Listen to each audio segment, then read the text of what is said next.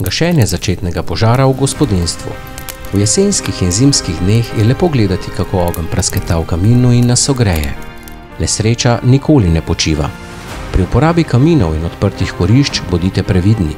Še tako preprosta vsakdanja opravila se lahko nepričakovano spremenijo v resno situacijo.